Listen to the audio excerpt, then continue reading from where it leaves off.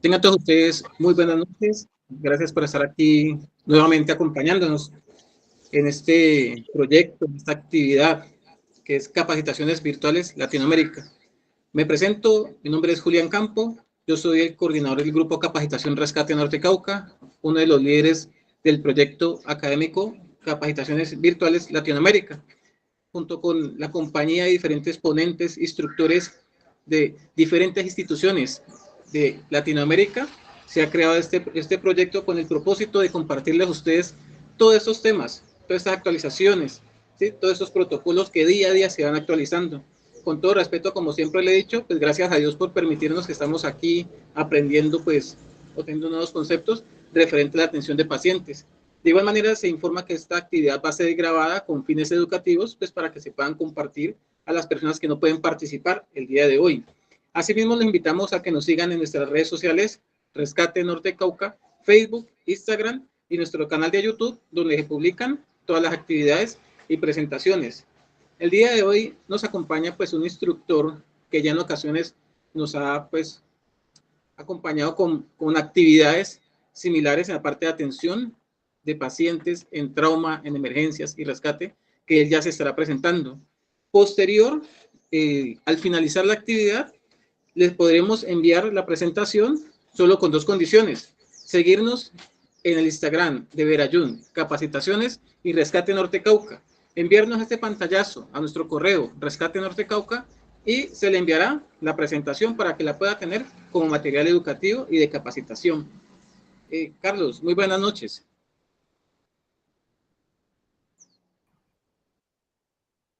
Hola a todos, buenas noches. Déjame un poquito que estoy encendiendo bien la cámara. Claro que sí. Muchas gracias por estar aquí acompañándonos nuevamente. Pues ya algunas personas lo conocen. Él posteriormente se presentará y indicará su perfil. Él es técnico en emergencias de Chile y pues es instructor de... De igual manera les pedimos que silencien el micrófono para que si hay alguna inquietud pueden levantar la mano y se le habilitará el micrófono. Carlos, buenas noches y el auditorio es tuyo. Muy bien, buenas noches a todos y a todas. Qué gusto que podamos una vez más conectarnos, conversar sobre estos temas de interés y por supuesto son temas los cuales nos ayudan a mantenernos actualizados y a mantener siempre este espíritu de conciencia de hacer las cosas bien, entendiendo que nosotros tenemos una gran labor cada vez que trabajamos con personas. Y para ello tenemos que actualizarnos, tenemos que entender que los primeros auxilios es una parte y la atención prehospitalaria es otra parte. Saludos a los Zetas, saludos a Julián, también que me dicen que está por ahí viéndonos. También saludos a la comunidad de los ñoños del EMS y también a Renato. Así que un gran saludo para ellos, que pronto van a estar haciendo su curso nuevamente. Insisto, los niños son el futuro de todo esto, porque nosotros nos vamos a morir, nos vamos a enfermar en un futuro y esto tiene que continuar. Así que siempre valoren que los niños aprendan primeros auxilios, aprendan rescate. Es algo que les quiero mencionar. Y por supuesto, esta ponencia va con el minuto de silencio para las personas que fallecieron en el accidente en Filadelfia, nuestros amigos paramédicos, doctores, pilotos y la paciente y su mamá allá en Filadelfia eran todos mexicanos. Y también hace muy poco en Puerto Rico pierde la vida un colega paramédico, el cual tuvo un accidente vehicular el día de hoy, me informan. Y quiero partir con una reflexión de cada vez que parte un personal prehospitalario, parte alguien que es un profesor, un maestro, una persona la cual realiza atención prehospitalaria, que es el trabajo más difícil de todos, porque es el trabajo descontrolado, es en el que uno debe de tomar decisiones, que requiere gran capacitación la atención prehospitalaria, y por supuesto ellos nos dan un ejemplo de que nosotros a veces damos hasta la vida por esto. Las guardias extenuantes, las horas de estudio, soportar también a gente que muchas veces pues llega de mala al trabajo, ¿no? Son cosas que a veces nos tocan, pero recordar siempre que lo que hacemos, lo hacemos por salvar vidas y por ayudar a las personas. Que nunca nos olvidemos de eso y que nunca también se nos vaya este espíritu de superación, de capacitarnos, de realizar conciencia. Y por eso seguimos apoyando a Rescate Norte Cauca. Hay otra ponencia que viene pronto, que es la actualización de las guías de la hipertensión, que vamos a hablar muy breve sobre unos cambios que hay por allí. Pero primero, partiendo la patita con el pie derecho, el primer pie de cueca, como decimos en nuestro país, es intervención prehospitalaria en accidentes vehiculares. Así que ponga atención, saque apuntes, vaya, etiquete a Verayun Capacitaciones, etiqueta Rescate Norte Cauca, por supuesto, etiquete a ICPEM ahí en un pantallazo que pueda hacer. Todo esto sirve porque nos ayuda a llegar a más y más personas a estas capacitaciones que son gratuitas, entendiendo así que el que no tiene a veces para pagar un curso costoso que es una inversión, bueno, al menos que tenga para leer algo acá o para escuchar la voz de diferentes ponentes y profesionales que nos acompañan a lo largo de toda Latinoamérica. Así que, bien, saludos a todos entonces, saludos hasta Bogotá, Bucaramanga, los bomberos voluntarios de Cali, un gran saludo también para usted. Saludos hasta Cundinamarca también, los voluntarios de la B14 Soacha, también a los amigos de los Zetas de Bolivia, Cochabamba y en especial al equipo Heavy Rescue, un gran saludo. Saludo también a mis queridos alumnos y colegas del Instituto de Capacitación Profesional en Emergencia Médica, bien chingones ahí, nos vemos pronto. Vayan juntando su lana para ese congreso que va a estar muy bueno. Saludos hasta los bomberos de Panamá, un gran saludo a mis amigos bomberos de Panamá, pronto vamos a ir a Panamá, y bomberos de Pasto, Nariño también, hasta Colombia. Un gran saludo a mi amigo Lafita, que va a aparecer en esta presentación, y hasta mis queridos amigos de Chilpancingo Guerrero. Así que muy bien, saludos a todos, también a mi novia también que me está viendo en la presentación, a todos los Cruz Rojistas, a todos los de la Defensa Civil y Protección Civil. Saludos. Ok, muy bien. Saludos a toda la guardia de la Cruz Roja Guadalajara, ya lo dije. Bueno, entonces vamos a comenzar con nuestra presentación. Y lo primero que les quiero decir es que nosotros cuando nos acercamos a un accidente vehicular, la información en sí no es lo que a veces parece ser. Siempre tenemos que pensar que al ingresar al turno tenemos que hacer nuestros checklists, revisar nuestra ambulancia, revisar que no nos falte nada, revisar también si conozco o no los dispositivos que están hoy en día en nuestra ambulancia, y si yo no conozco el dispositivo y mientras nos salga una emergencia, pedirle a mi supervisor, a mi superior, o a una persona con más experiencia, ayuda. Esto es súper importante porque gracias a esto yo voy a poder utilizar una herramienta o un insumo o un equipo cuando me toque capacitarme, o sea, perdón, cuando toque realizar la intervención. No podemos llegar y decir, no, es que yo no sabía ocupar esto. Eso no se hace, eso es una irresponsabilidad gigante. Recuerden siempre que nuestros pacientes no nos eligen, nosotros elegimos atender a nuestros pacientes, entonces tenemos que ir con la mejor gana, tenemos que ir con la mejor disposición, el ser entrenados y por supuesto no improvisar. En el último plano improvisar, pero siempre tenemos que trabajar bien como lo que estamos haciendo, entendiendo que la atención prehospitalaria siempre es un arte, es una magia, que el día de hoy yo los invito a ustedes a que juntos la descubramos nuevamente. 12% de las causas de trauma en el mundo son por accidente vehicular. Fíjense, esto es muy importante, porque de aquí yo me voy a ir a entender que lo más común que nos vamos a encontrar como equipos de rescate y como equipos de atención prehospitalaria, es muy probable que nos encontremos con un accidente de vehículo motor o un accidente vehicular. Esto está claro, un 12% de las causas de trauma en el mundo son por accidente vehicular. Ahora, siempre lo que nos va a salvar a nosotros es el principio sobre las preferencias, entendiendo que un principio es la base para maximizar las posibilidades de sobrevivencia de un paciente, y la preferencia va a ser la técnica, que esto puede cambiar, o el método, dependiendo de la situación de la escena, de la gravedad del paciente, conocimiento y habilidades del profesional de atención prehospitalaria y los recursos disponibles. ¿Cómo hacemos esto entonces? Por ejemplo, debemos de entender que nos despachan, yo tengo que ver cómo está el clima, tengo que ver si fue en una carretera, si fue en una calle, qué vehículos se involucraron, qué unidades tengo disponibles, con qué recursos cuento. Además de eso, llegar, si la escena es segura, entender que potencialmente se puede volver insegura en cualquier momento. Entender también de que lo primero que tengo que hacer siempre es manejar el XABCD, que todos ya lo deberían de conocer, que es lo que te va a matar en el ambiente prehospitalario.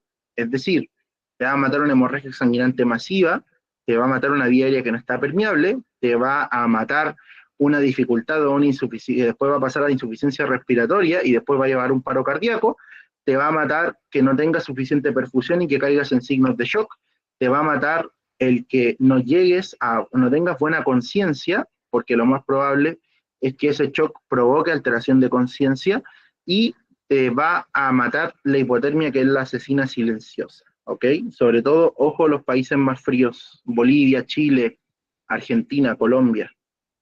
Entonces la prioridad siempre va a ser la perfusión celular. Porque si hablamos de la perfusión celular inadecuada, recuerden siempre que nosotros tenemos un corazón, que no es así, no es así, es así. Forma de puño, 2 aurículas, 2 ventrículos. Esta sangre que impulsa esta bomba, de ahora en adelante el corazón es nuestra bomba, va a llevar esta sangre rica en oxígeno y rica en glucosa que va a pasar por nuestros vasos sanguíneos, que van a ser los caminos que nos van a permitir llegar hasta el cerebro, donde el oxígeno y la glucosa se van a juntar y vamos a crear el trifosfato de adenosina o el ATP, y este ATP es nuestra energía de la vida diaria, es decir, es nuestro combustible. No vamos a hablar del ciclo de Krebs, tranquilos, no se asusten, pero sí es importante entender que nosotros somos un conjunto de células, y la célula necesita para vivir oxígeno y glucosa, de lo contrario comienza a crear lo que bien vendría siendo una situación la cual comienza a dañar comer las reservas del cuerpo hasta llegar finalmente a la muerte. Bien, la hipoxia produce isquemia y la sensibilidad isquémica varía según el órgano. Por ejemplo, el daño se puede realizar si yo no tengo suficiente oxígeno, suficiente glucosa al corazón, cerebro y pulmones, en tan solo 4 a 6 minutos, un daño irreversible. Entonces, como prioridad, siempre recuerde, además de ver su escena segura, controlar siempre la hemorragia como primera intervención, aplicar oxígeno sin miedo, pero con criterio, y manejar siempre evaluando tendencias de signos vitales. ¿Por qué? Porque cuando estamos hablando de las tendencias de los signos vitales, por ejemplo, si yo tengo una persona que yo la veo con una dificultad respiratoria, ausculto y finalmente yo al auscultar no escucho nada, ni en el emisor izquierdo ni en el derecho, finalmente podría estar sospechando de un neumotórax de tensión. Si yo le aplico un BiPAP, si yo le aplico una bolsa de ventilación, bolsa válvula máscara, y manejo ventilación a presión positiva, voy a aumentar la presión del tórax y finalmente esa persona se podría morir. ¿Por qué? Por un shock obstructivo que tú mismo estás provocando producto de esta oxigenación a presión positiva. Lo que necesitas ahí es descomprimir, bien, y puedes descomprimir en el quinto sexto espacio intercostal, línea anterior axilar, apendicular, o también está la opción de que si no puedes descomprimir, puedes manejar lo que vendría siendo con una máscara reservorio, bien, una máscara con reservorio, malmente dicha MAF, máscara de alto flujo, porque el flujo y litro son cosas muy distintas, pero pueden manejar con una máscara con reservorio fácilmente y manteniendo con metas de oximetría de 94 hacia arriba. También, ¿qué tenemos que tener en cuenta? Tenemos que tener en cuenta de que si yo tengo un paciente obeso y al tratar de pincharlo en el quinto sexto espacio intercostal podría no ser suficiente, entonces podríamos ocupar el segundo espacio intercostal, línea media clavicular hacia arriba sin dañar el paquete vasculonervioso, entendiendo que nosotros no debemos de repetir como loros, sino que debemos de ver, pensar y actuar lo que estamos haciendo. Nunca ser mecánicos.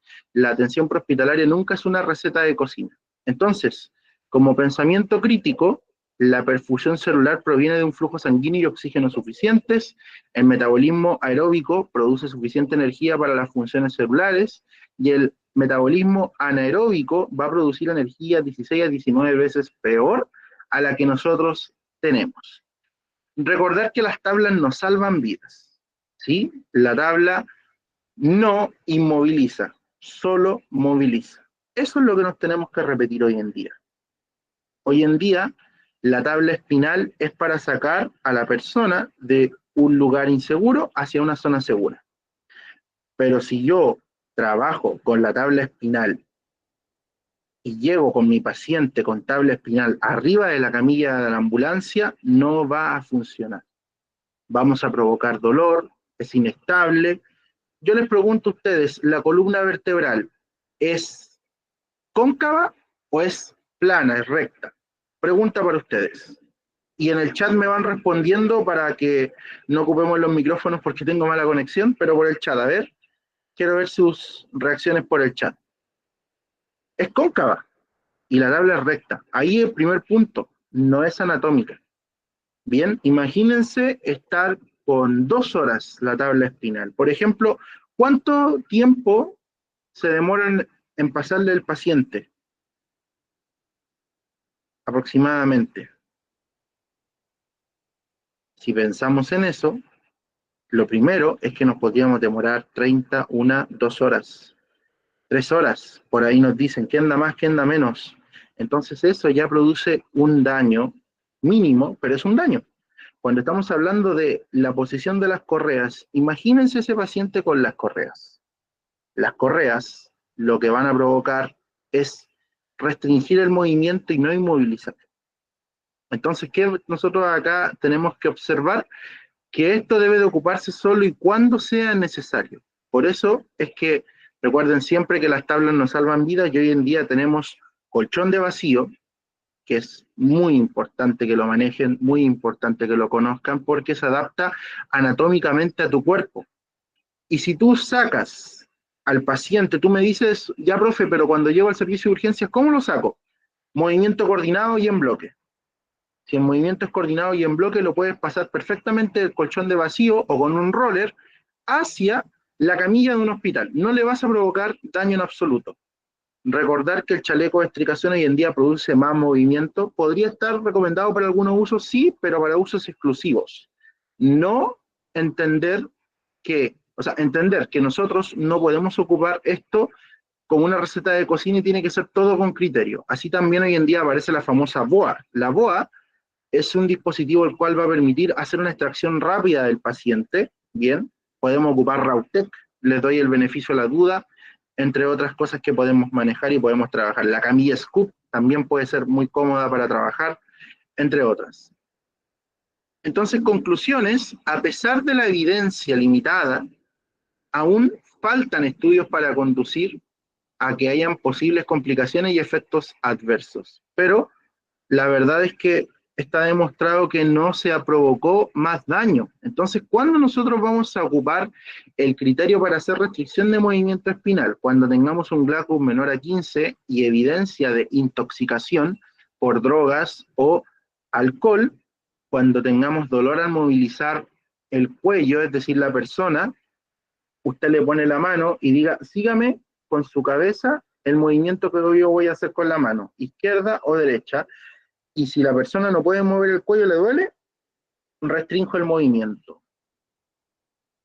Cuando hay signos de focalidad neurológica, cuando hay deformidad de la espina, es decir, deformidad de la columna, cuando también hay fracturas, en este caso de huesos largos, que ojo con esto porque hoy en día esto está quedando ya un poquito atrás, ya hay algunas literaturas que están eliminando las lesiones distractoras, cuando tengamos el problema de la barrera comunicacional y también cuando tengamos dudas, podemos ocupar la restricción de movimiento, pero por eso hay que entrenarse, insisto. Si ustedes a mí me preguntan, con un curso de 2 días, eso no te hace meritorio para subirte a una ambulancia.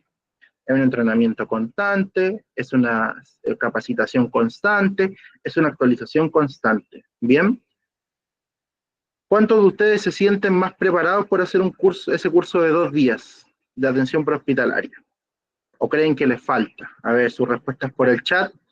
Entonces salen otros productos, otros protocolos, que es el USTIP, que hablamos de Understand, Support, Removing, Egress, Plan y Out, que finalmente yo tengo que evaluar ciertas cositas, por ejemplo, como si la persona está consciente, es capaz de seguir órdenes, le voy a pasar mi brazo, la persona toma el brazo y finalmente tiras a la persona, la sacas del lugar y tienes que tener un plan de evacuación. Pero aparece también este otro dispositivo, el collar cervical. Y el collar cervical, yo les pregunto a ustedes, ¿el collar cervical podría producir daño? Pregunta ahí por el chat, hagamos esto algo dinámico, algo interactivo. ¿Bien? Por ejemplo, ¿el collar cervical se ocupa una sola vez o se ocupa varias veces ese mismo collar cervical? Yo les pregunto a ustedes.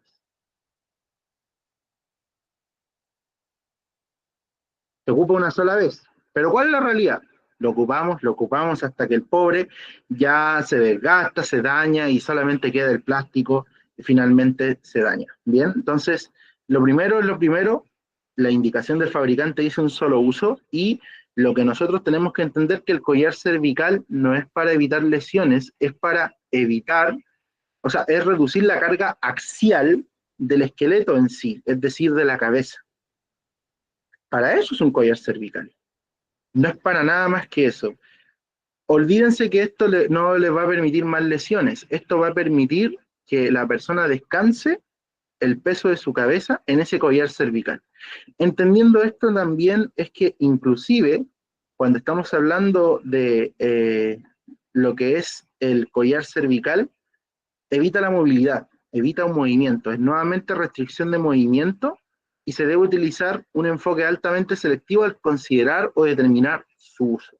Cuando estamos hablando de este collar cervical, quiero que piensen siempre, lo primero, los que han realizado manejo de vía aérea avanzada, ¿le quitamos o no le quitamos el collar al paciente?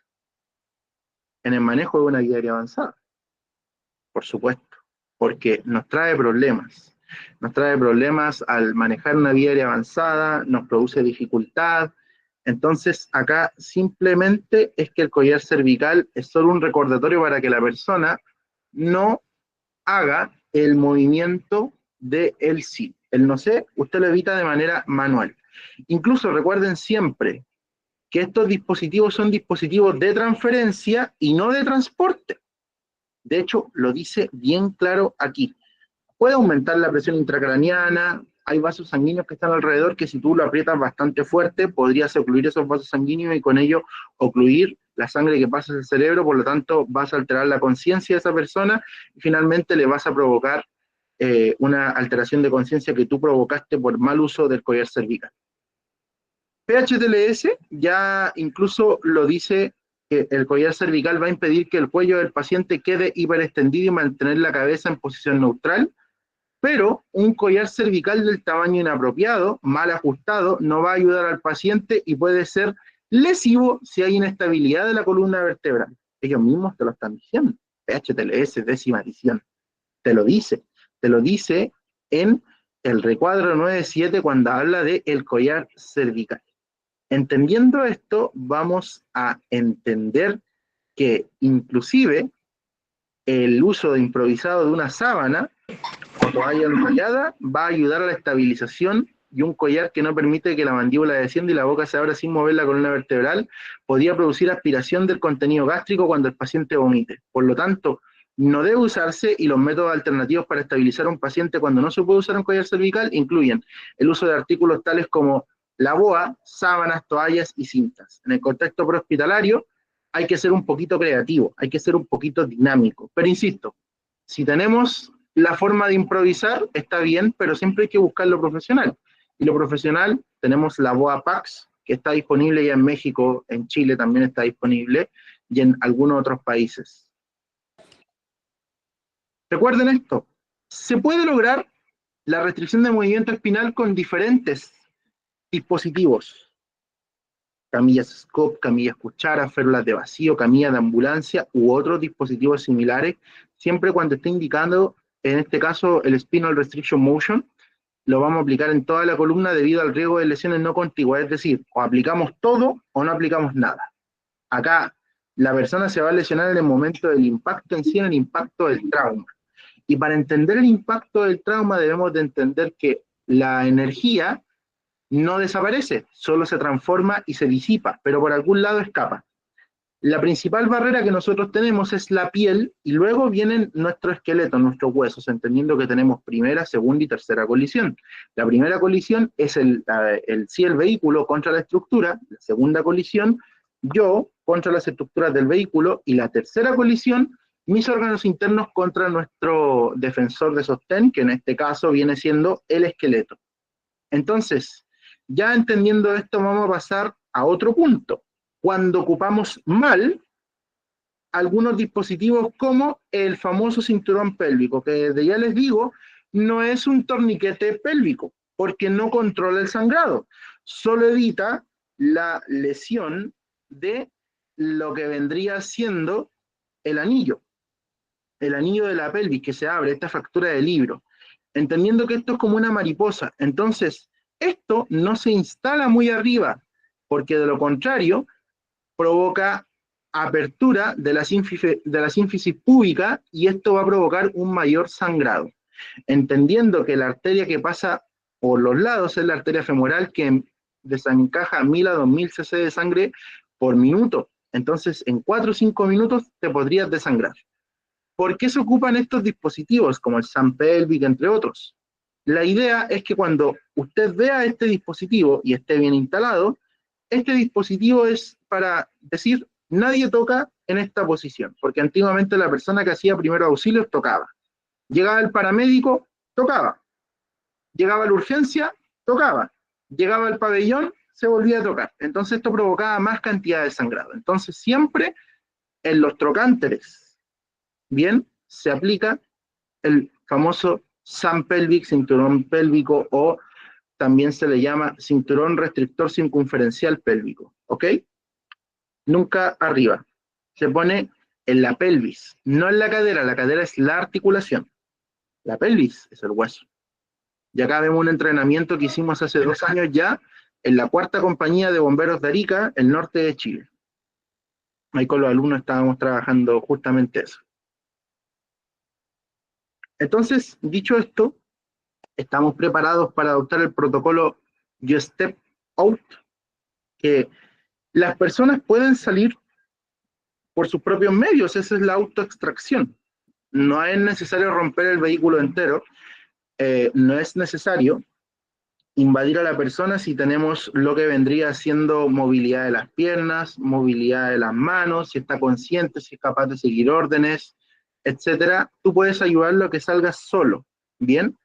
Ahora, entendiendo esto, el protocolo YouStep puede ser comprendido y utilizado fácilmente por todos los rescatistas y va a minimizar el tiempo de atrapamiento del paciente, lo que va a ayudar a garantizar la llegada lo más temprano posible a un centro de atención médica, y el uso de tracción autónoma o mínimamente asistida dependerá de la decisión que usted tome en el lugar, recordando que cada emergencia es distinta.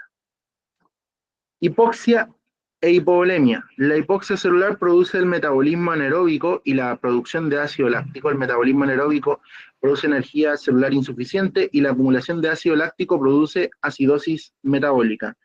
Entendiendo, la pregunta que yo me tengo que hacer es, ¿qué mata al paciente de trauma? Por favor, ahí en el chat, ¿qué mata al paciente de trauma?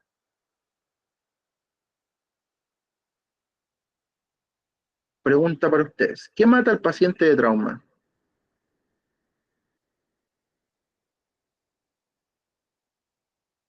¿Qué mata al paciente de trauma? La hipovolemia, la mala práctica médica, ¿ok? Vamos.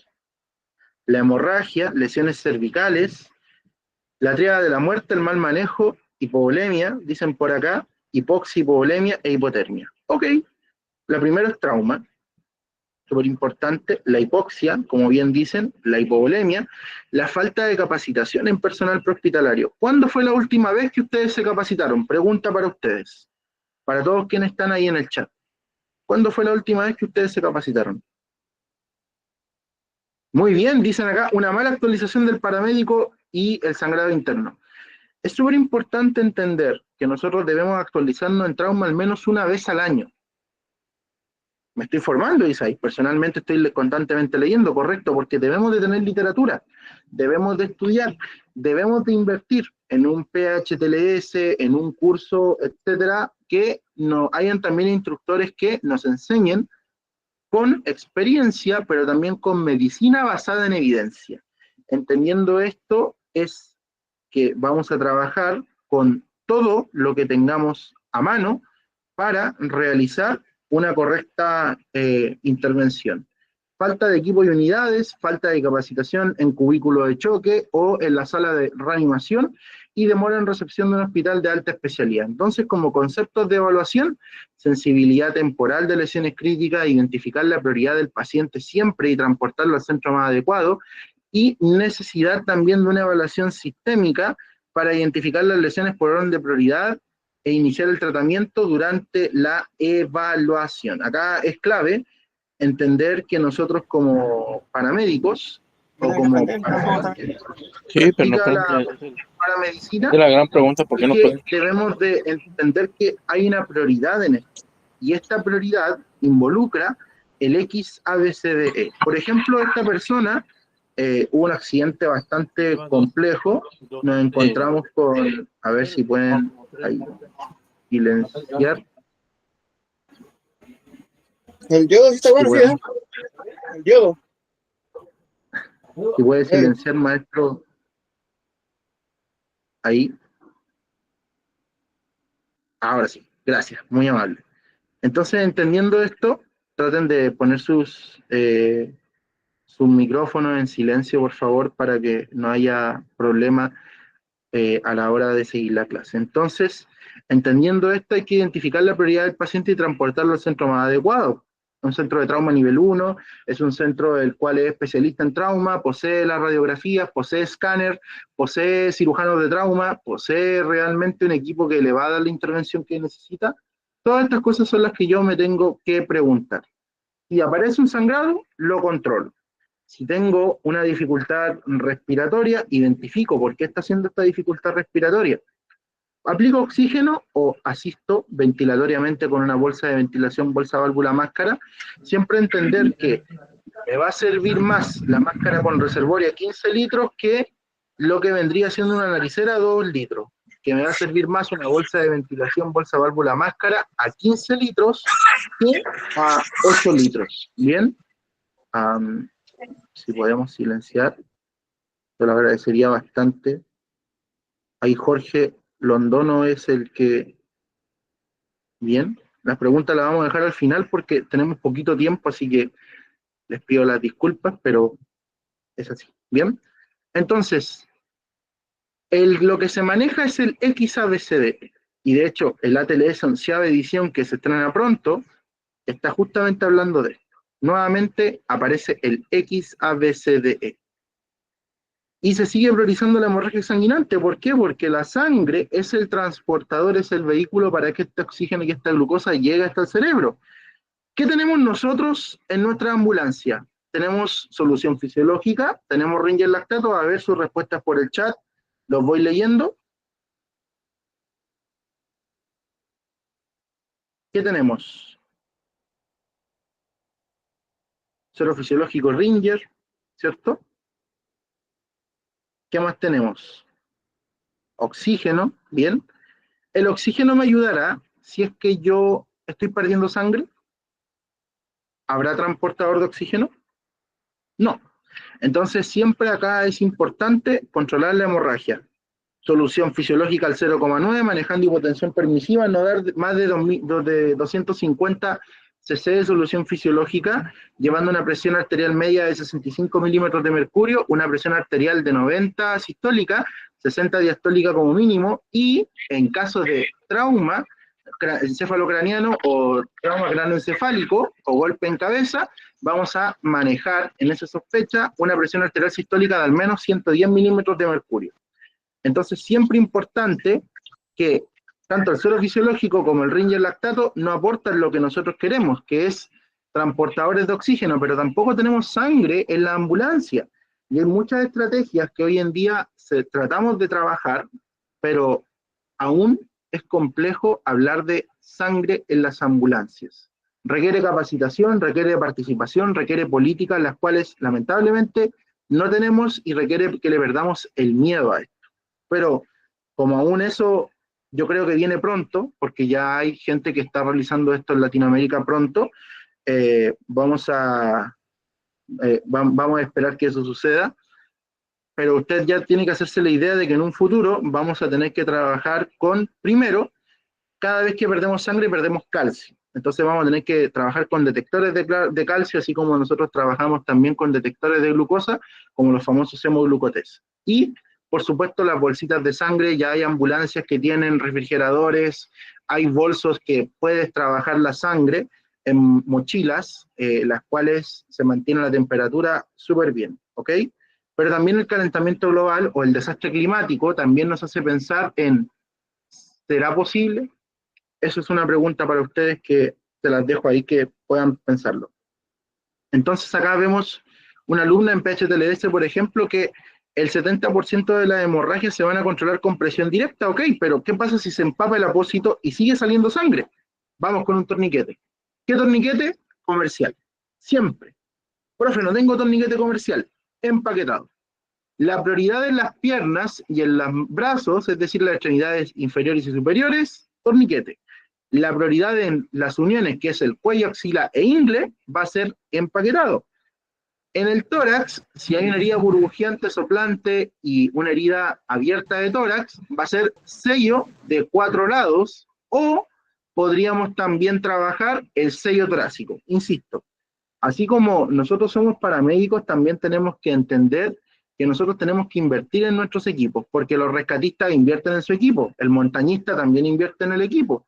Entonces nosotros tenemos que entender que estos dispositivos no son costosos, sino que más bien debemos de trabajar e incorporarlos en nuestros equipos.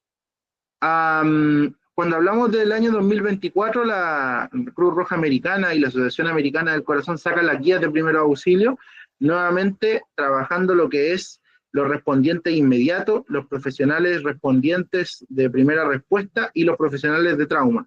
Entendiendo así que hay que enseñarle a la comunidad el stop de bleed, y ojo que el stop de bleed no es exclusivo para el personal militar, no es exclusivo para el personal de salud, es para todos.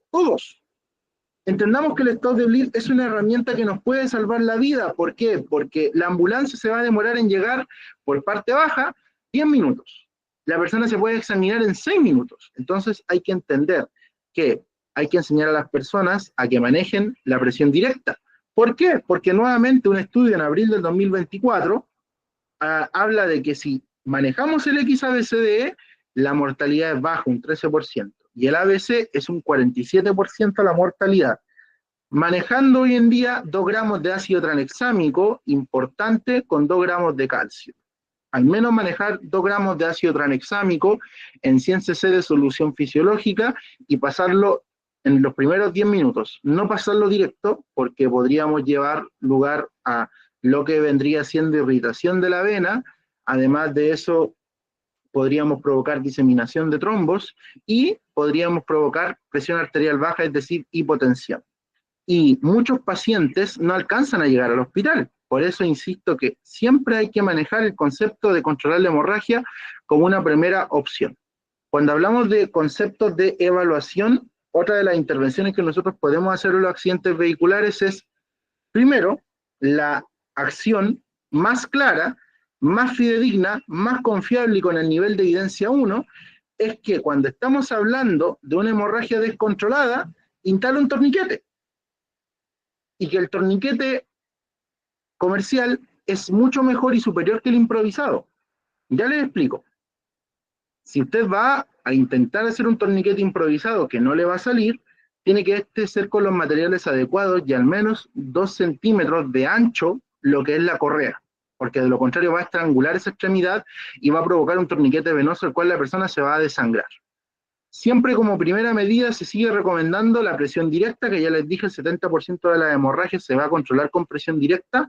Luego, si podemos trabajar el torniquete y o gasas hemostáticas, que también son bastante buenas e interesantes y las podemos trabajar. Entendiendo así que la hemorragia, siempre cuando hablamos de hipovolemia, que eso es lo que más nos vamos a encontrar, va a haber aumento de la mortalidad, hipoxia tisular, disfunción orgánica, patrón inflamatorio masivo en el cuerpo, acidosis láctica, pérdida del equilibrio ácido-base, sobre todo si yo le meto mucha solución fisiológica, le voy a hacer estallar el coágulo y, sobre todo, si trabajo también mucho Ringer lactato, y esto va a dar lugar a hipotensión. Entonces, conceptos de evaluación: entendamos que si tenemos una hemorragia examinante masiva, voy con presión directa. Si no se detuvo, voy con torniquete. No tengo torniquete, realizo un empaquetado. Bien, o incluso el mismo vendaje israelí te puede servir. El vendaje israelí no tiene hemostáticos, al menos los que venden en mi país no. Entonces, ojo con esto. Lo único que es hemostático es la gasa, que tiene hemostáticos que puede ser chitosam o caolín. Chitosam va a ser lo que vendría siendo un exoesqueleto, o sea, un exopegamento que viene de una parte ínfima de lo que vendría siendo el camarón.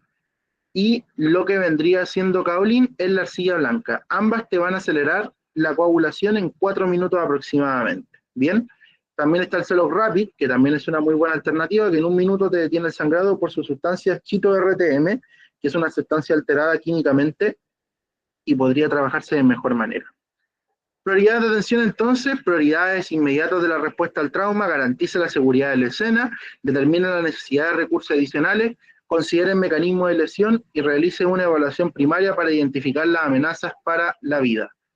Y también entendiendo que el XABCDE siempre nos va a acompañar, controla la hemorragia grave, esta hemorragia roja pulsátil que borbotea desde la herida, que sale en forma de chorro, mantenga las vías aéreas abiertas del método manual hacia los dispositivos, en este caso del método manual, maniobra frente mentón, subluxación mandibular o tracción mandibular, que no son lo mismo. Si tenemos un paciente que está con una vía aérea que no está permeable, voy a trabajar con una cánula orofaringia, siempre y cuando haya ausencia del reflejo nauseoso.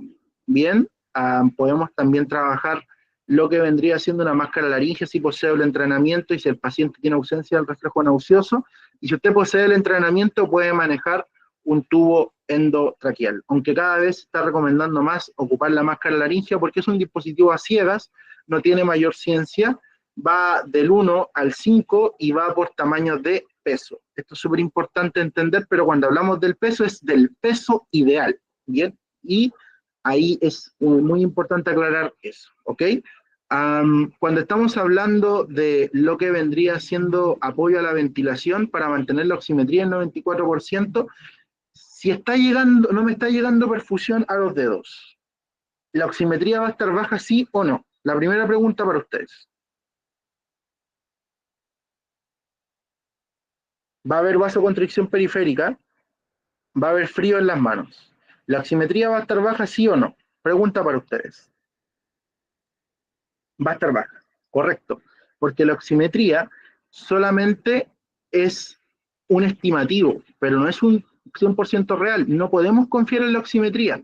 Sí vamos a confiar en la clínica del paciente. Si el paciente tiene uso de la musculatura accesoria, le cuesta respirar, tiene el labio azulado, yo le creo el oxímetro. Pero si hay frío, si hay pérdida de perfusión, si usted toma la tensión arterial o la presión y le pone el oxímetro, es muy probable que este disminuya. Entonces acá es bien importante entender que funciona con lo que vendría siendo el infrarrojo, que va a ver la coloración de tu piel. Y cada vez que nosotros instalemos un torniquete o tomemos la presión, la coloración de la piel va a pasar a blanca.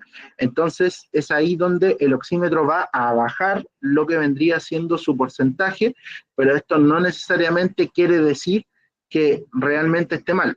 Por eso siempre hay que evaluar la clínica del paciente, la sintomatología, ¿ok? Podría estar saturada de oxígeno la sangre, correcto, pese a la hipovolemia. Entonces acá, insisto, es súper importante saber cómo se comporta nuestro organismo, nuestro cuerpo, ante situaciones de emergencia. Y controlar la perfusión, lo que incluye también minimizar el movimiento y mantener la temperatura corporal, abrigar al paciente, muy importante, y siempre saber conocer que las mantas térmicas tienen indicaciones según fabricante. Lea las indicaciones del fabricante, porque hay mantas térmicas que son doradas, hay mantas térmicas que son plateadas, y cada una tiene su indicación. Por eso lea lo que dice el fabricante. Instalación de un acceso venoso periférico, por supuesto, 18 ideal. Si no, la que me caiga, lo importante es manejar lo que vendría siendo hipotensión permisiva, y esta hipotensión permisiva, recuerde, niveles de presión arterial media de esta PAM de 65 milímetros de mercurio, presión sistólica de al menos 90, y presión diastólica de al menos 60. Si es un golpe en cabeza, sospecha de trauma cráneoencefálico o un TEC, trauma encefalocraniano, usted va, o trauma brain injury, TBA, usted va a trabajar con 110 milímetros de mercurio de presión arterial sistólica. Recuerde siempre que las prioridades de la atención traumatológica durante el transporte, la instalación apropiada más cercana, recopilar el historial médico a través del sample recordando que es signos y síntomas, alergias del paciente, de medicamentos que consume. Por ejemplo, si a mí me dicen que el paciente consume anticoagulantes, ¿no deberíamos de preocupar? Pregunta para ustedes, ahí por el chat me van escribiendo. Claro que sí, nos deberíamos de preocupar porque ese paciente va a sangrar y va a costar aún más parar el sangrado. Entonces, entendiendo esto, vamos a entender que es un paciente de prioridad. Si la persona fuma, los huesos se descalcifican, por lo tanto, podría haber fracturas. Entendiendo esto, vamos a manejar inmediatamente ácido tranexámico para evitar la diseminación de coágulos. Entendiendo que el ácido tranexámico no es un coagulante. Ojo con esto, ¿bien? Ahora, vamos a también observar de que todo paciente en accidente vehicular o paciente prehospitalario encontrado en calle es un paciente el cual comió, ¿sí? Es decir, tiene el estómago lleno hasta que se demuestre lo contrario. Si hay alteración de conciencia y el paciente está respirando, también podríamos tomar un control de glicemia capilar para ver que esto no fue provocado por una hipoglicemia, que también podría pasar. Recordar que hoy en día hay mayor cantidad de calor, mayor cantidad de sol, mayor sudoración, mayor pérdida de glucosa, y la alimentación a veces no es muy buena. Entonces siempre el control de glicemia capilar es clave acá con un hemoglucotest, que es la maquinita que usted puede tomar la glicemia capilar. Comunicarse siempre de manera efectiva con el hospital receptor. Esto es muy importante porque voy a comunicar lo que yo estoy viendo, lo que yo observé primero, la intervención que yo hice, de cómo fue la colisión, si fue una colisión vehicular, si fue un choque, entendiendo que una colisión es hacia un objeto vivo y un choque es hacia un objeto fijo y que no está vivo. Por tanto, ahí nosotros tenemos que hacer la observación si hubo activación de airbag, si usó o no utilizó cinturón de seguridad, si hay ojo de buey positivo, es decir, si se observa una marca en el parabrisas, si el patrón fue hacia arriba y por arriba, o hacia abajo y por debajo. Por ejemplo, si yo observo que está deformado el volante y veo que le cuesta respirar a la persona, pero además observo que hay un patrón de el parabrisas, se observa un círculo. ¿De qué lesiones podríamos sospechar? A ver, apliquemos lo que hemos estado conversando. Trauma torácico, muy bien, podríamos sospechar de las 5 letales, recuerde, neumotórax, atención, trauma de tórax abierto o neumotórax abierto, hemotórax masivo, taponamiento cardíaco y bolet costal o trauma de tórax inestable, bien, o también tórax volante, aplastamiento, hemorragia interna, cizallamiento también dicen por ahí, muy bien, entre otras cosas. Perfecto, excelente, me encanta. Y si yo observo que hay deformidad del volante, pero esa deformidad está hacia abajo, bien, y observo un sangrado en la rodilla. ¿La colisión fue hacia arriba y por arriba o hacia abajo y por debajo? Pregunta para ustedes.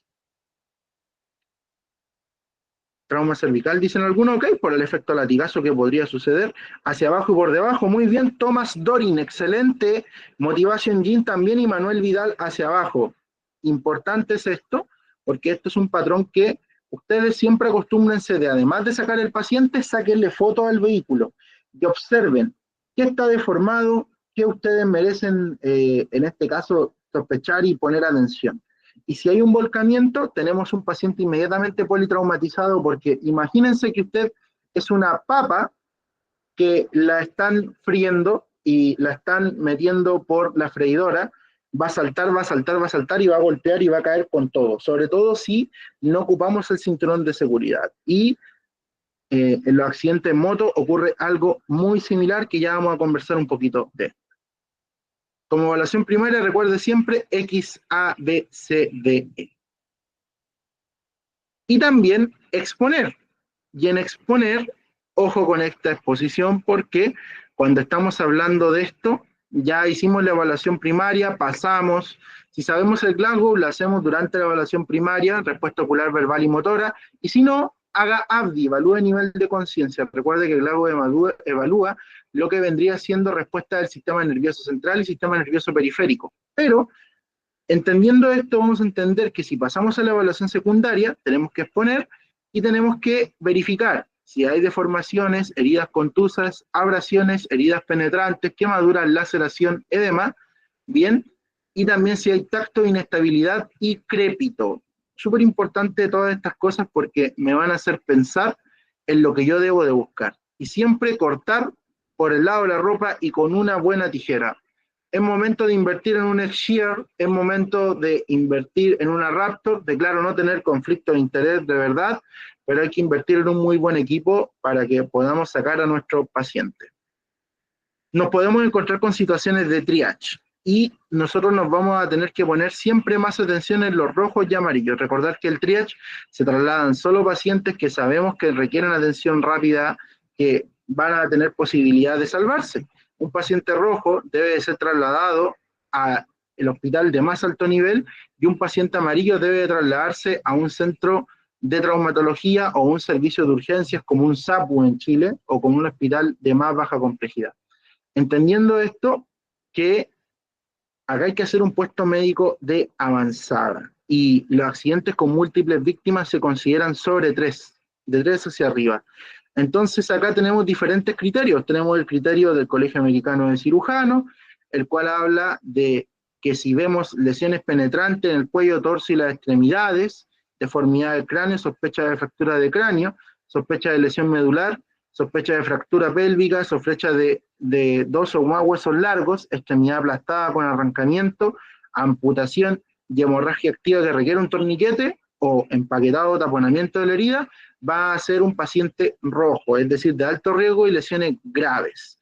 Y si los pacientes no pueden cumplir las órdenes, es decir, tiene una escala de coma de Glasgow motriz de menor a 6, es decir, que no es capaz de mover los brazos y las piernas cuando yo lo diga, si tiene frecuencia respiratoria menor a 10 respiraciones por minuto y mayor a 30, dificultad respiratoria o necesidad de asistencia respiratoria con la bolsa válvula máscara, y la pulsioximetría de aire ambiente de 90% menor, es rojo.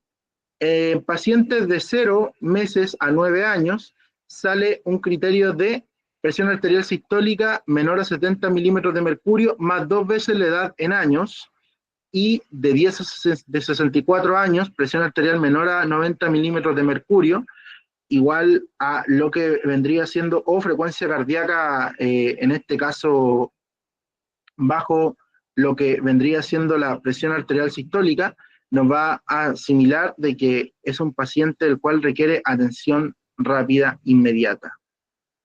Cuando estamos hablando del mecanismo de lesión, que puede ser expulsión parcial o completa, lo que vendría siendo deformidad del techo, bien, o deformidad del vehículo, recordando que también esto puede pasar porque el vehículo es un vehículo que hoy en día se deforma prácticamente y cubre a la persona. Puede ser también un vehículo, por ejemplo, le hago este ejemplo, tenemos un vehículo del año 80 versus un vehículo del año 2024. ¿Quién pierde? ¿El vehículo del año 80 o el vehículo del año 2024? El 2024, ¿por qué? Porque los vehículos del año 80 eran de fierro. En cambio, los vehículos hoy en día son más bien de lo que vendría siendo fibra de vidrio. Entonces, acá es súper importante también conocer un poco de vehículos y conocer bastante de la anatomía. Entonces, acá tenemos otro tipo de triage, que es el más común, que hablamos de el 32 puedes. Lo primero que tenemos que hacer cuando vemos un accidente masivo, y por ejemplo estamos en un accidente que hay un bus, yo voy a decir, todas las personas por favor que me pueden seguir, síganme. Los que te siguen, es decir, los que caminan, van a ser considerados verdes, hasta que se demuestre lo contrario. Las personas que te saludan van a ser consideradas personas rojas, o sea, perdón, amarillas. En esas personas amarillas yo me voy a acercar y si la persona tiene más de 30 respiraciones por minuto, si el llene capilar es mayor a 2 segundos y el estado mental está alterado y no es capaz de seguirme órdenes, es un paciente rojo, el cual requiere atención inmediata. Basta con un criterio de estos para darme a conocer de que este es un paciente rojo que requiere atención inmediata, y acá lo que podemos hacer es manejo de vía aérea básico, instalación de un torniquete y control de hemorragias y aporte de oxígeno. En el triage SOLV, que es un triage en incidente con víctimas masivas que también aparece en alguna literatura de trauma, hablamos de los colores amarillo y plomo como una novedad. ¿Por qué? Porque si este paciente estaba sangrando y se le instaló un torniquete, ya pasa a ser un paciente no de probabilidad inmediata, es decir, no rojo, pasa a ser un delayed, un retrasado, que es un paciente amarillo. Si el paciente está boqueando, no está considerado muerto, está considerado un paciente, en este caso, expectante, plomo. Recordar esto siempre, de que acá tenemos más intervenciones que realizar. Por ejemplo, podemos poner un torniquete, podemos considerar un manejo de la vía aérea, descompresión torácica con aguja y, en este caso, manejo de EpiPen. Consideraciones de transporte, pensar siempre en la decisión de destino, duración y movilidad de transporte, evaluación continua y, por supuesto, un traslado, transporte prolongado. Es decir, manejo mi paciente, manejo vía venosa periférica, instalo todos los medicamentos que debo de instalar, manejo el dolor, que es muy importante el manejo del dolor, por Dios que es muy importante, sobre todo cuando usted instala un torniquete, porque duele bastante, se lo digo. Monitorizo a este paciente y voy evaluando tendencias de signos vitales. Recordar que cuando yo instalo un torniquete, en 2 horas no me va a provocar nada más que dolor. De 3 a 4 horas produce un daño por compresión muscular y compresión nerviosa, y de 4 a 5 horas produce un daño por destrucción muscular y destrucción nerviosa. ¿Qué va a hacer esto? Liberación de ácido fosfórico, ácido láctico y las mioglobinas que podrían provocar que si yo saco el torniquete, que no debo de sacarlo, recordar esto es súper importante, en el ambiente civil no reconvertimos el torniquete y tampoco no realizamos lo que es la sacada del torniquete, solamente en el hospital podríamos provocar rhabdomiólisis. Bien, aunque hay estudios que demuestran que en las 4 horas ya se puede dar rhabdomiólisis, pero en un grado mínimo. Entonces, consideraciones de transporte, casco, quítelo, saque con boa, opcional pero recomendado, con collar cervical. Todos los criterios son buenos, la emergencia dinámica, haga lo más rápido y sencillo dentro de su alcance y con la menor consecuencia negativa para su paciente, entendiendo que el casco siempre se saca de 2, no de 1, tomando siempre las estructuras óseas y movimientos coordinados y en bloque. En la evaluación secundaria, recordar, vamos a evaluar de cabeza a pies, siempre el sampler, por supuesto, signos y síntomas. Recordar que los signos son lo que yo puedo ver, los síntomas lo que el paciente siente. Si tiene o no alergia a este paciente, le voy a preguntar a él o a los testigos qué medicamentos consume, qué enfermedades preexistentes tiene, si es diabético, si es hipertenso, si es EPOC, si tiene cáncer, etcétera. Qué hora última comida, de lunch, y evento, es decir, si se acuerda o no lo que pasó. Y los signos vitales se realizan en la evaluación secundaria, es decir, acá cuantificamos frecuencia cardíaca, respiratoria, tensión arterial o presión arterial, temperatura, oximetría y la escala del dolor, que la vamos a medir mediante la escala EVA. Recordar, las lesiones críticas son urgentes. La evaluación de la escena, la evaluación primaria, es muy importante al llegar. Las pautas de triage sobre el terreno, las que tenga en su protocolo local, pero nunca está de más conocer otros tipos de triage, pero siempre esto debe de ser estandarizado según su país. La evaluación secundaria y el sampler, nunca olvidar. Desafíos siempre de evaluación de poblaciones específicas de pacientes. Recordar que los pacientes adultos no se evalúan igual que un bebé o que un adulto mayor, porque en el adulto mayor ya aparecen las enfermedades degenerativas y como la artritis, artrosis y osteoporosis, que podrían provocar más chance de fractura. Por eso hay que tener mucho cuidado con los C-spinal rolls y los criterios Nexus. Y también en niños se maneja el triángulo de evaluación pediátrica, donde vamos a evaluar conciencia, tono muscular, coloración de la piel y trabajo respiratorio. Y tratamiento del paro cardíaco traumático, recordar que esto es una decisión, siempre recordar lo siguiente: si yo manejo un paro traumático en el lugar, si es menor a 10 minutos que sucedió el paro, tiene una gran probabilidad de salvarse. De lo contrario, es bien complejo el escenario, usted reanime, aunque se diga lo contrario, a menos que haya lesiones incompatibles para la vida. Eso sí, si hay lesiones incompatibles para la vida, usted no reanime, ¿bien? Pero si no, vamos a reanimar, vamos a trabajar, vamos a manejar con ácido tranexámico, cinturón pélvico, descompresión con aguja. Si tengo acceso a un ecopocus, mucho mejor, porque así voy a evaluar la cantidad, en este caso, si hay movilidad del corazón o no, o si hay algún daño.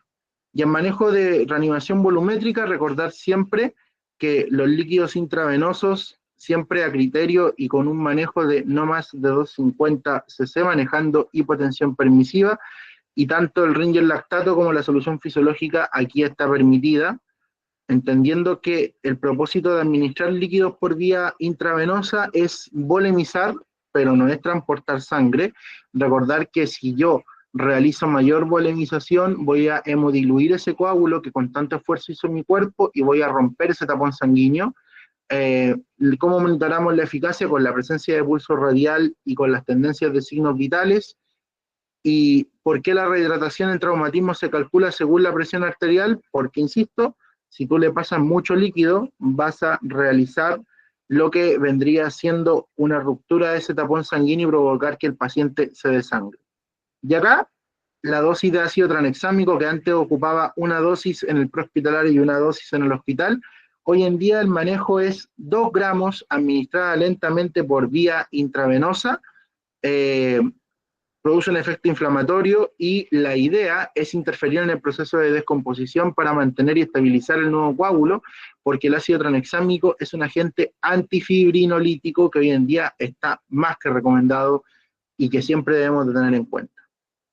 Siempre debemos de tener en cuenta detener la hemorragia, ningún líquido intravenoso es mejor que la sangre del paciente.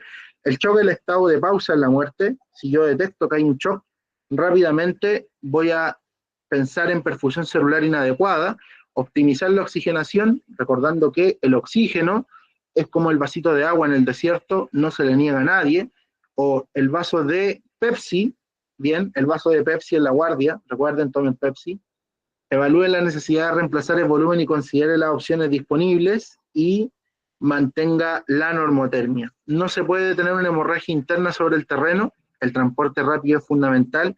Hay una pelea con el ácido tranexámico, por ahí me dicen, exacto, pero aún no hay evidencia de más estudios que nos digan realmente si está ayudando o no. Cuando estamos hablando de lo que vendría siendo el ácido tranexámico, en el estudio CRASH demostró ser de gran ayuda para lo que vendría siendo manejo de lesiones de trauma de cabeza. Y el ácido tranexámico, uno de esos estudios que lo pone en veremos, se manejó en un paciente que pasaron más de 2 horas, el ácido tranexámico no ayuda si pasaron más de 2 horas desde el accidente, y entender que esto siempre hay que ocuparlo con criterio. Objetivos entonces del tratamiento de la atención prehospitalaria en accidentes vehiculares: prevenga la hipoxia, apoya la ventilación cuando sea necesario, prevenga la hipotensión, prevenga la hipotermia, mantenga la presión de CO2 expirada de 35 a 40 milímetros de mercurio, si es que tiene la posibilidad de hacerlo con un capnógrafo, controle la glucosa en sangre y promueva el drenaje venoso de la cabeza. Entonces recuerde, paciente, intervenciones inmediatas, evaluación complementaria, cuál es la severidad del evento y cuál es mi éxito en el tratamiento que yo voy a realizar. Vamos a utilizar procedimientos complejos, poseo la experiencia, tengo el equipo, solo yo estoy entrenado o mi equipo también está estandarizado en estos procedimientos. Haga que se vea bonito pero que sea efectivo, es decir, está bien, ¿Quieres manejar una vía aérea? Perfecto. ¿Sabes hacerlo? Hácelo. Si no lo sabes hacer, no lo hagas, porque te vas a demorar más tiempo con el paciente en la escena y no deberíamos de pasar más de 10 minutos como máximo con el paciente en la escena. Recordar que menos es más, lo básico salva vidas, las probabilidades de éxito se van a dar siempre mediante un trabajo en equipo y mediante uno realiza las intervenciones prehospitalarias más recomendadas y más acertadas, y por supuesto siempre pensar en las tendencias de los signos vitales, reevaluar el paciente si tengo nuevos hallazgos, acciones críticas de realizar y reevaluar, reevaluar, reevaluar. Recuerde la mejor, en este caso el mejor consejo, y acá yo cito al doctor Carlos Zapa, un gran doctor, un gran médico, yo he aprendido mucho de él. Un buen hombre puede morir, no todos podrán salvarse y no haga nada tonto. Esto es lo que nosotros enseñamos, bueno, a mí me enseñaron en Bleeding Control Chile, que es el equipo que también represento, que hacemos cursos de control de hemorragia gratuitos en Chile, y tratamos de que esta iniciativa llegue a más personas de manera gratuita, así como estas capacitaciones que yo sé que quedan muchas respuestas por responder, de verdad que sí, pero es una capacitación de concientización. Esta capacitación de lo que vendría siendo en sí una presentación, no pueden decir que gracias a ver una presentación ya están entrenados. No, tienen que hacer cursos. Hagan cursos, impartan cursos si son instructores. Pidan la ayuda al más antiguo de la guardia, al más antiguo del turno, al más antiguo de la institución. Enséñenle a los nuevos, y solo así nosotros vamos a poder entender que, por favor, el ACLS solo mantiene el manejo de los pacientes que usted ya realizó, porque el BLS es lo que nos vemos del iceberg. Siempre va a ser lo más llamativo invadir al paciente, pero finalmente las acciones básicas son las que salvan vidas. Ahí está mi teléfono, ahí están mis redes sociales, mi TikTok es Carlos Vera EMS, tal cual ahí se ve Don Charles EMS en Instagram. Por supuesto, un gusto estar aquí. Yo sé que quedan muchas preguntas inconclusas, pero insisto, esto es una capacitación de concientización. Siempre es una ponencia para concientizar y ver, estoy haciendo esto mal, puedo mejorar esto, puedo abordar este protocolo, lo puedo conversar con mi jefatura, es momento de hacer un PHTLS, es momento de hacer un BLS, es momento de avanzar aún más en estos temas, es momento de hacer una reunión clínica, análisis clínico después de cada rescate, es momento de realizar lo que vendría siendo mejores patrones para realizar un mejor trabajo. Así que eso ha sido todo. Muchas gracias. Y nos estaremos viendo hasta una próxima oportunidad.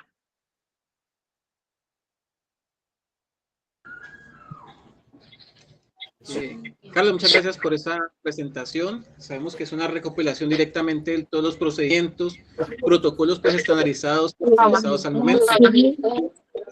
Nos vemos mañana. Mañana que se le solucione tras unos minuticos. Por aquí tenemos a Jorge Londoño. Jorge, ¿puedes hablar? Ya. Tú le das aquí. Ay, no sé.